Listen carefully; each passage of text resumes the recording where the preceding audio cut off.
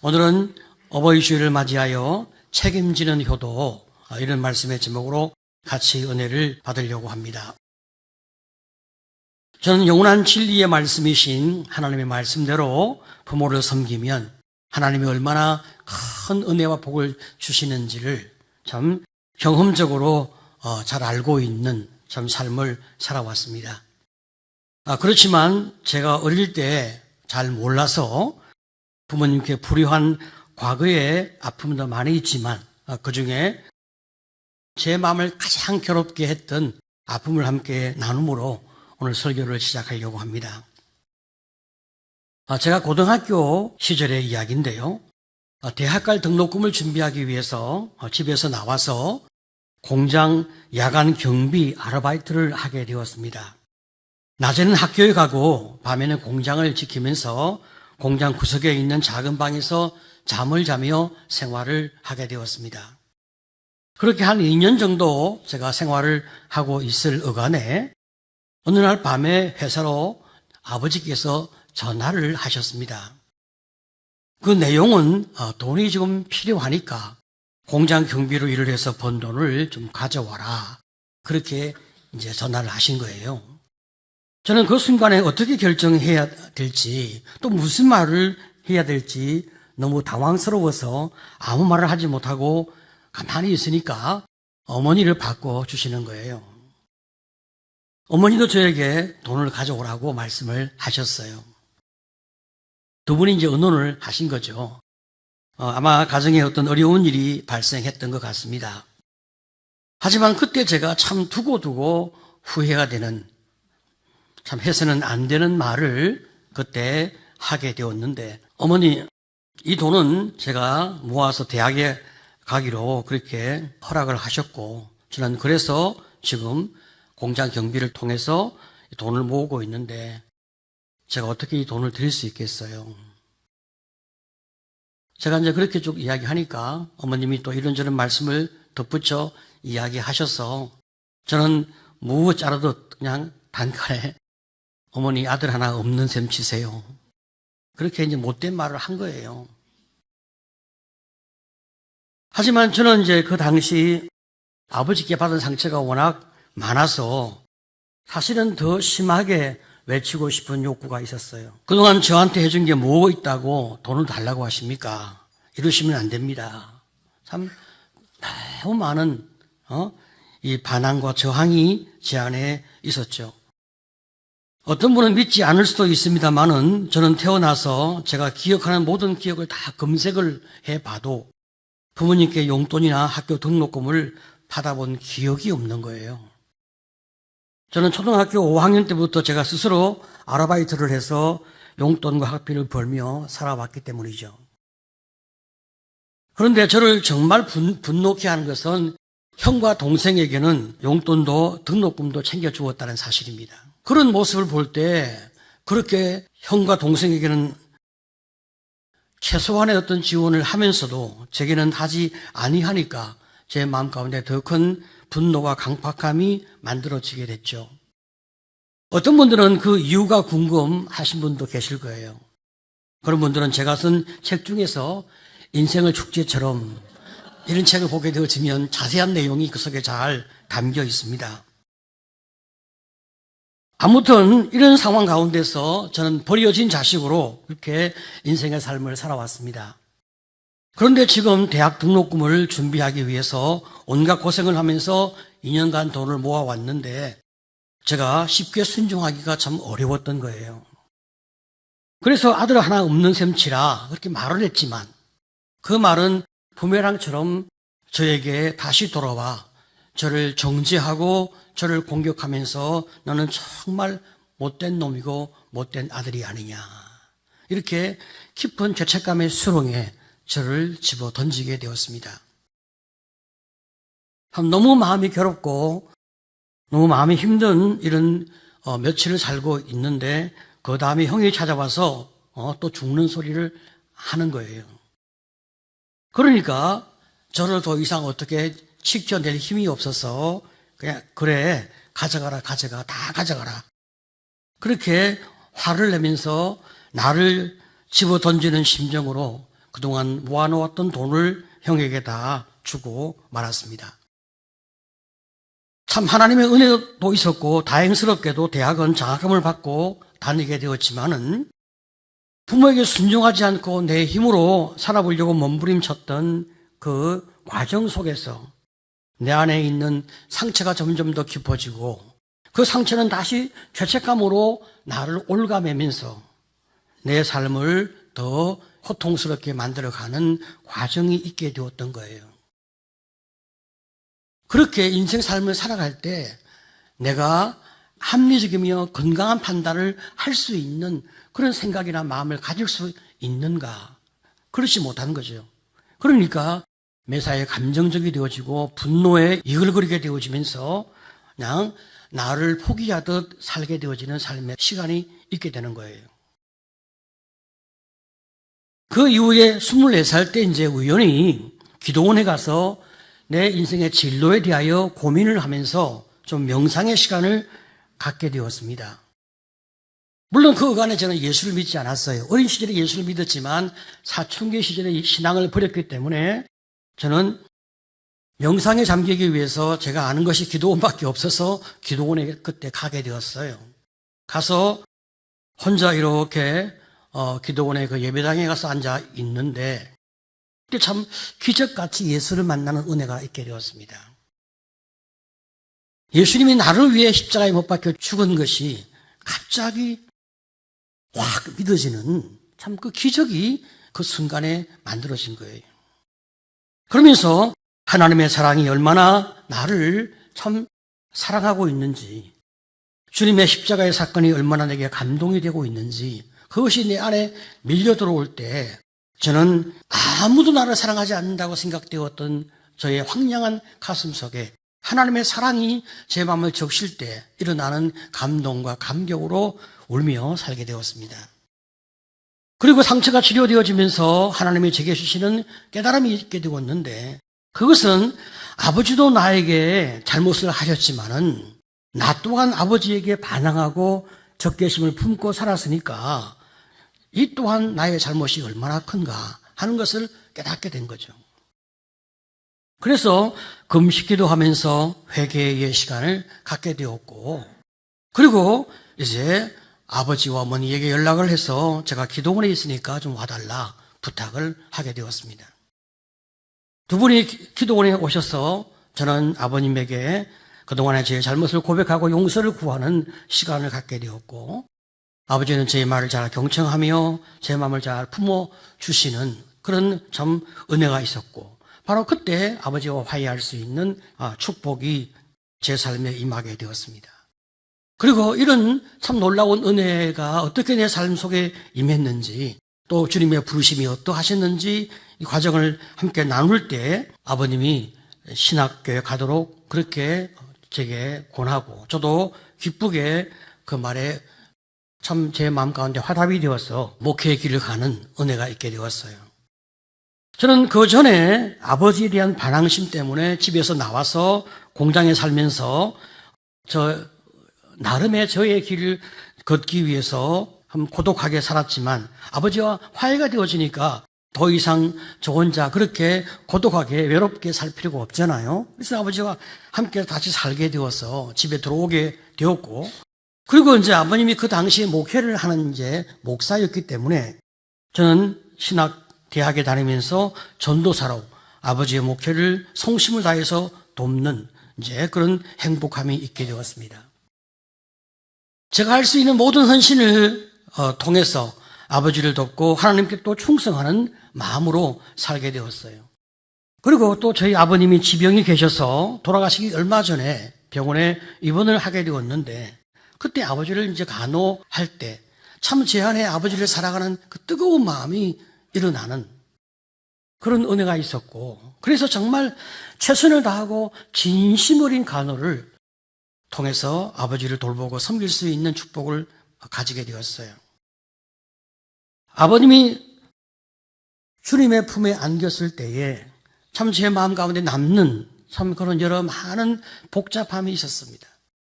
좀 더 사셨으면 내가 좀 더 효도할 수 있는 시간이 있었을 텐데 그 시간이 너무 짧은 것이 아쉬웠고 참 마음의 고통을 안겨주었어요. 그렇지만 또 아버지와 화해한 이후에 최선을 다해서 아버지를 돕고 아버지와 함께 살았던 것이 너무 행복했고 또 병든 아버지를 간호할 수 있는 그런 시간들은 참 나에게 큰 축복이었어요. 제가 예수를 만남으로 받은 축복이 참 많지만 아마도 그 중에 제일 큰 축복은 부모님과 화해하고 사랑하는 마음으로 부모를 진심으로 섬길 수 있게 되어진 것은 제게 너무나 큰 축복이 아닌가 하는 생각을 하게 됩니다. 지금은 저희 아버님, 어머님 두 분 다 천국에서 안식하고 계시니까 제가 빨리 가서 이제 뵈면 되겠지요. 오늘 본문의 다윗 역시 말씀에 순종해서 그 부족한 아버지를 이해하고 섬기기 위해서 한평생 몸부림친 사람이 다윗입니다. 오늘의 본문은 다윗이 자신을 죽이려 하는 사울 왕의 추격을 피하여 도망자의 삶을 살 때의 이야기를 담고 있습니다. 마침 다윗은 아둘람 굴에 피신해 있었는데 그가 피신해 있는 바로 그 현장에 그의 부모님과 가족과 형제가 다 함께 있게 되었죠. 22장 1절을 보게 되어지면 그러므로 다윗이 그곳을 떠나 아둘람 굴로 도망하며 그의 형제와 아버지의 온 집이 듣고 그리로 내려가서 그에게 이르렀고 다윗이 사울을 피하여 도망자가 되었다는 소식을 들은 다윗의 아버지, 형제 그리고 온 가족이 다윗이 피신해 있는 아둘람 굴로 오게 되었단 말이에요. 이것은 그들이 특별히 다윗의 형제들이 다윗을 돕기 위해서 함께하는 것도 있겠지만 이 사울 왕이 다윗의 가족을 인질로 잡거나 죽일 수도 있기 때문에 어쩔 수 없이 다윗에게로 갈 수밖에 없게 되어진 상황도 있었습니다. 지금 다윗은 도망자이기 때문에 자기 목숨 하나 지키는 것이 참 어려운 상황이었습니다. 이럴 때는 사람이 많으면 많을수록 도망하기가 쉽지 않으니까 참 이 단순한 관계가 훨씬 더 유익하단 말이죠. 그런데 부모를 모시고 함께避難 생활을 하게 되어질 때 얼마나 참 부모님이 걱정이 되고 염려가 되겠습니까? 그래서 3절은 이렇게 말씀하고 있는데요. 다윗이 거기서 모압 미스베로 가서 모압 왕에게 이르되 하나님이 나를 위하여 어떻게 하실지를 내가 알기까지 나의 부모가 나와서 당신들과 함께 있게 하기를 청하나이다 하고.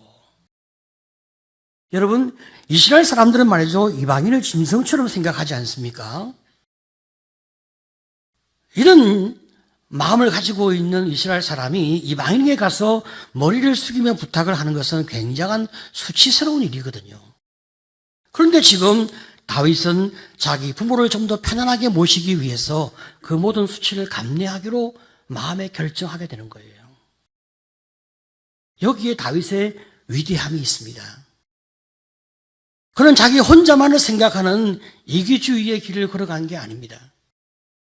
매일매일 언제 죽을지 알 수 없는 상황 속에서 초조한 날들을 살고 있지만 그 부모를 책임지기 위하여 그 부모를 편안히 모시고자 하는 그 따뜻한 마음으로 그는 이런 결정을 하게 되어지는 거예요.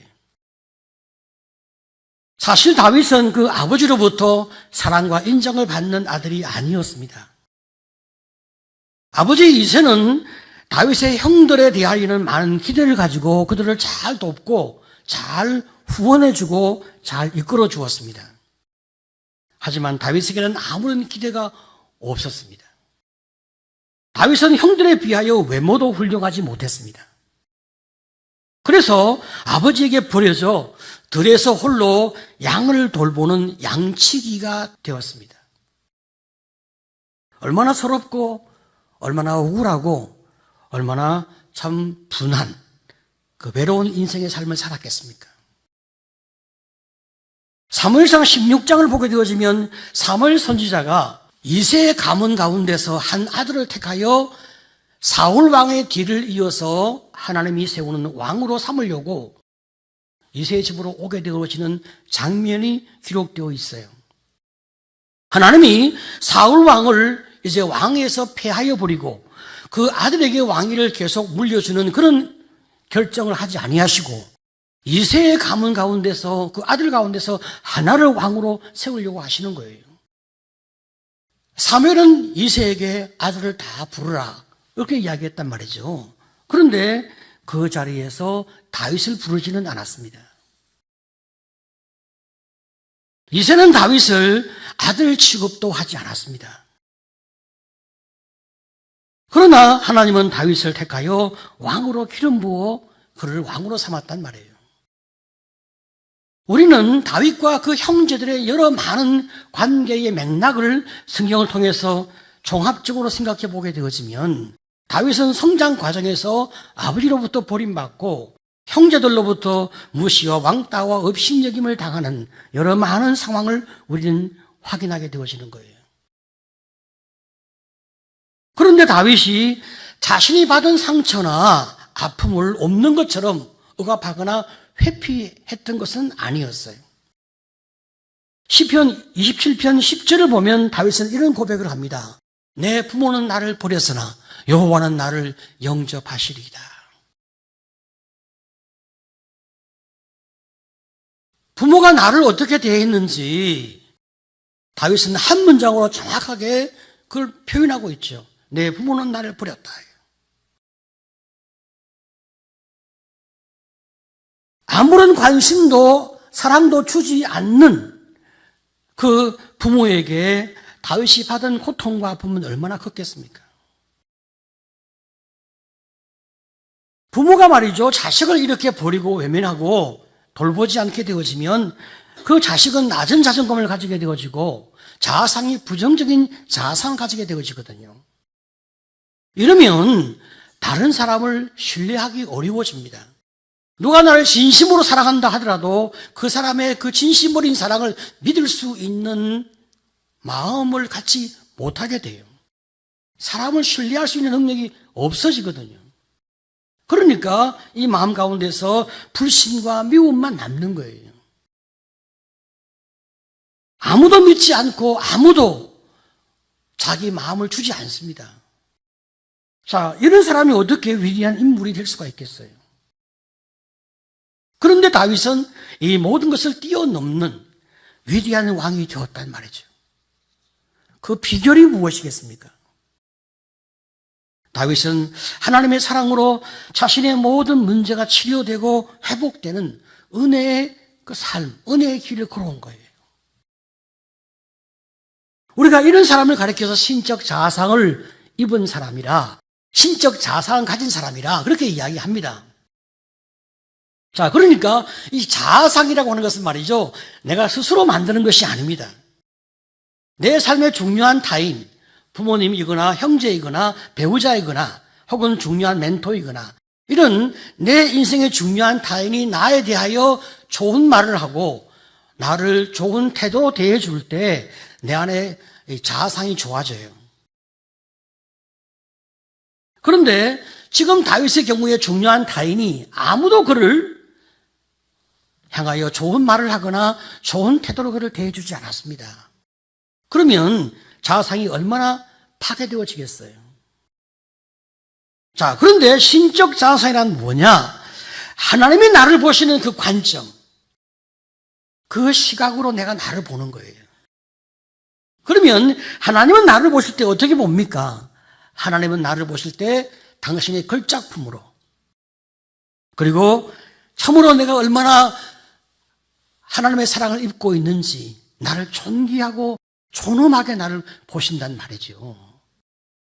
얼마나 하나님이 우리를 사랑하시는지, 당신의 목숨을 버릴 만큼 우리를 사랑하시니까 그 놀라운 사랑, 그 놀라운 은혜로 그 관점으로 우리가 우리를 보게 되어지면 어떻게 이런 사랑을 베풀지? 어떻게 나를 이렇게 사랑하시지? 감당할 수 없는 황홀함과 감격을 가지게 되죠. 그러면서 사람들이 주는 그런 모든 그 아픔과 상처에서 벗어나오는 축복을 받게 된단 말이죠. 하나님이 나를 보시는 그 시각, 그 시각으로 내가 나를 보게 되어지니까 내 안에서 자신감이 일고 당당해지고 비전과 용기를 품고 인생을 살 수 있는 힘이 주어진단 말이죠. 인간이 주는 자아상이 아니라 하나님이 주는 자아상을 가지고 내가 인생 삶을 살게 되어지니까 그 삶이 달라지게 되는 거예요. 그런데 말이죠, 우리 하나님이 다윗을 부를 때 어떻게 부르시는가? 사도행전 13장 22절을 보면 내가 이새의 아들 다윗을 만나니 내 마음에 맞는 사람이라 내 뜻을 다 이루리라 하시더니, 하나님은 다윗을 뭐라고 부르냐? 이새의 아들 다윗이라고 부르시는 거예요. 그런데 그 하나님의 그 부르심, 그 호칭에 대하여 다윗도 받아들입니다. 사무엘하 23장 1절을 보게 되었으면 이는 다윗의 마지막 말이라 이새의 아들 다윗이 말하며. 자, 그러면서 이제 자기 삶을 고백하는데요. 다윗이 하나님이 나를 부를 때 부르는 그 칭호, 이새의 아들 다윗이라고 말하는 그 말 속에 다윗은 하나님의 섭리를 보게 되는 거예요. 하나님이 나를 왕으로 세워서 주님의 나라와 주님의 의를 이루어내는 당신의 종으로, 당신의 사람으로, 당신이 세우신 왕으로 나를 사용할 텐데, 내가 사울 왕처럼 교만하지 않도록 하나님이 나를 어릴 때부터 낮추시는 훈련을 하시기 위하여 나를 이새의 아들 다윗으로 나를 부르셨구나. 이것을 다윗이 받아들이는 거예요.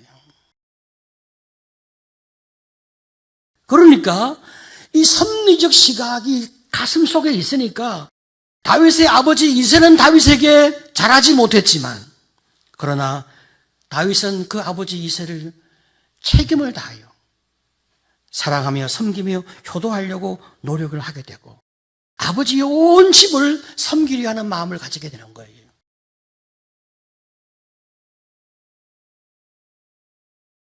우리가 말이죠, 하나님 앞에서 인생의 삶을 이제 살고 있는데 우리가 인간관계만 우리가 자꾸 생각하게 되어지면 우리가 그 속에서 아픔과 상처를 우리가 많이 받게 되고 또 그 받게 되어진 아픔과 상처를 회복할 길이 없단 말이죠.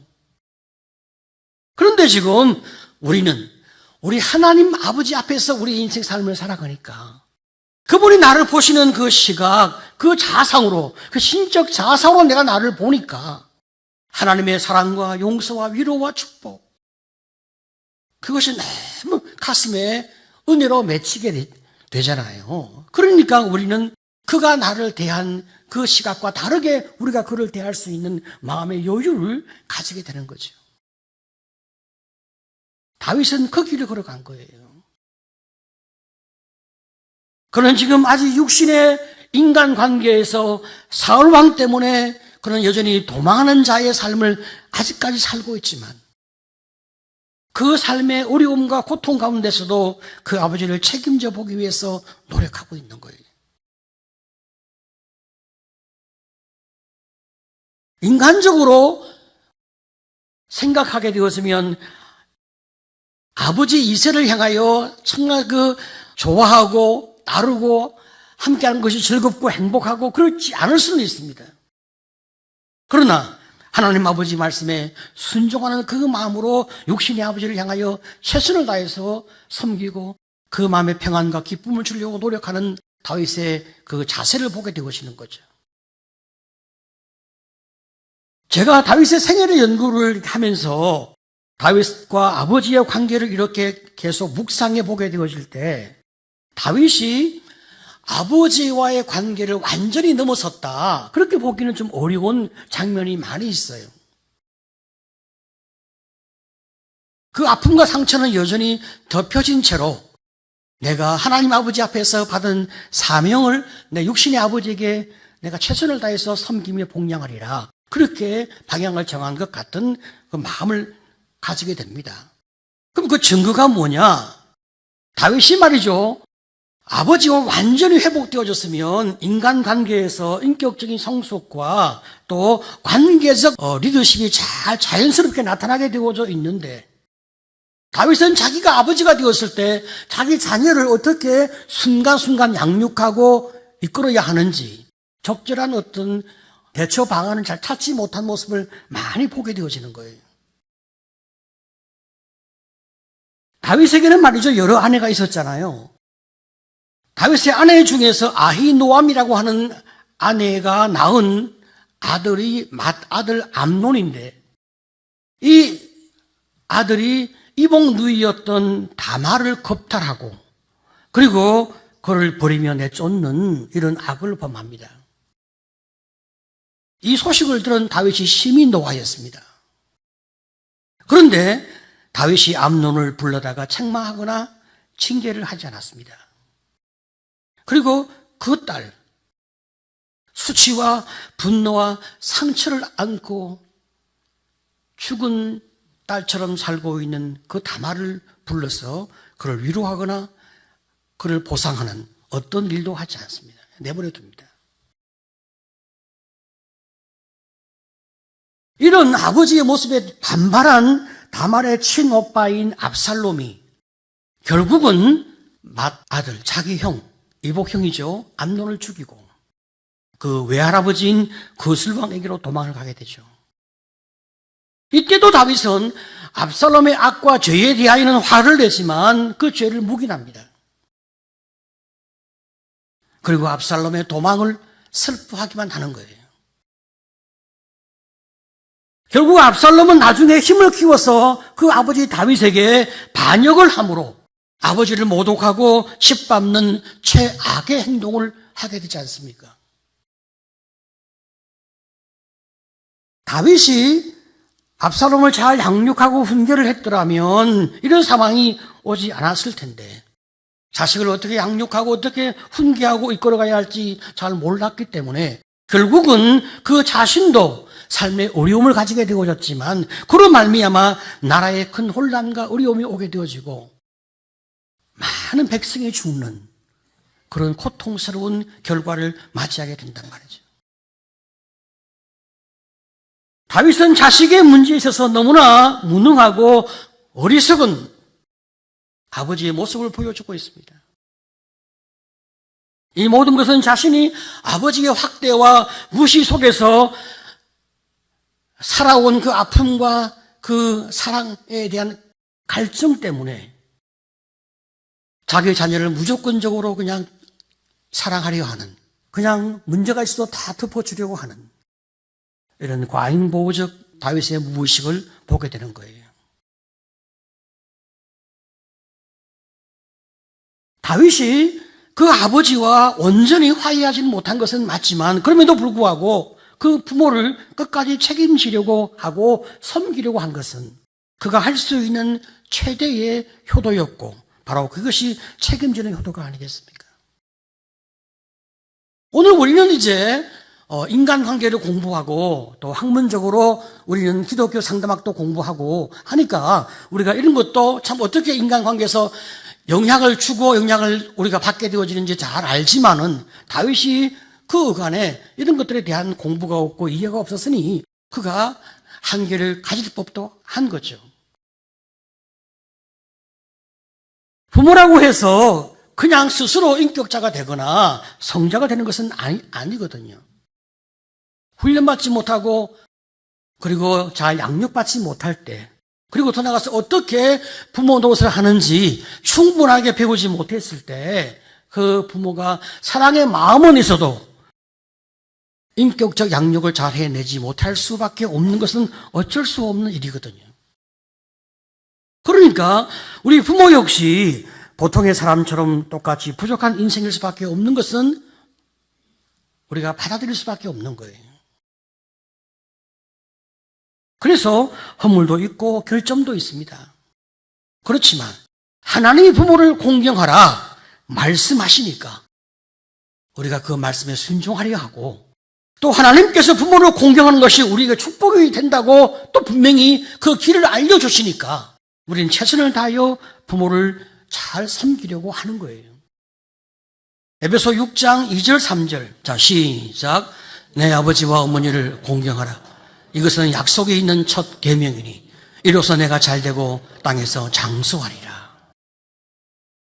잘되고 장수한다. 이것은 말이죠, 건강하게 장수하는 것이고 물질의 넉넉함과 어떤 참 형통함으로 장수하고 건강함으로 장수하는 축복을 말하고 있어요.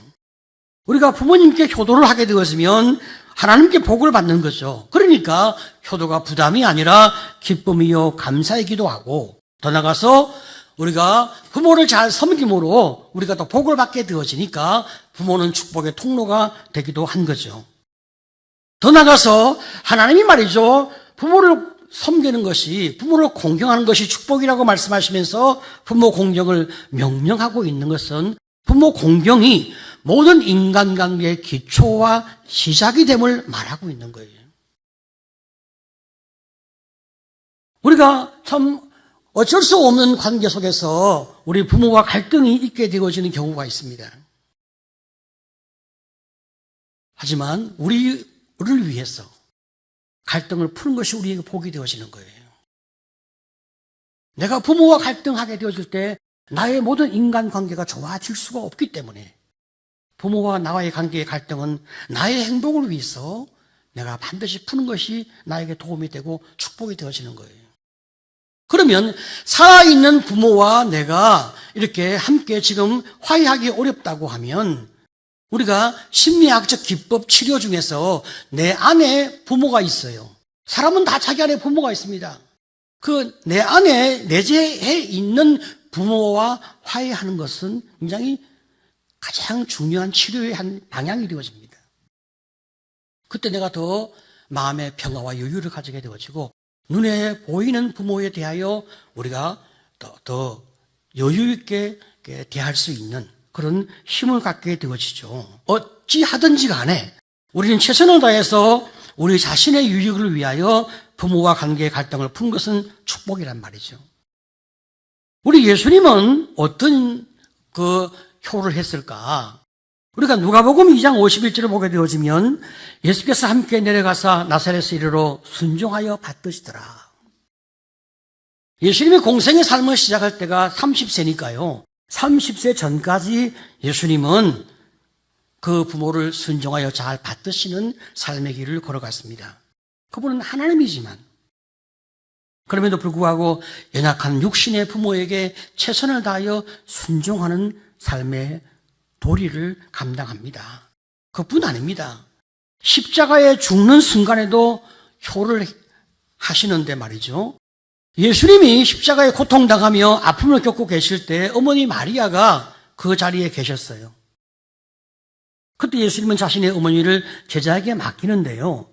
요한복음 19장 26절에 예수께서 자기 어머니와 사랑하시는 제자가 곁에 서 있는 것을 보시고 자기 어머니에게 말씀하시되 여자여 보소서 아들이니이다 하시고, 지금 예수님의 십자가 고통을 얼마나 힘들어요. 정말 너무너무 고통 가운데 있지만 십자가 위에서 어머니를 바라보실 때 어머니의 고통이 느껴지는 거죠.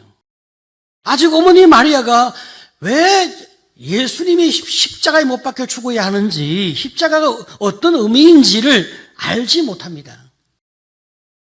그런데 사랑하는 자기 아들이 십자가에 달려 고통 중에 죽고 있을 때 어머니의 마음이 얼마나 괴롭고 얼마나 힘들겠어요.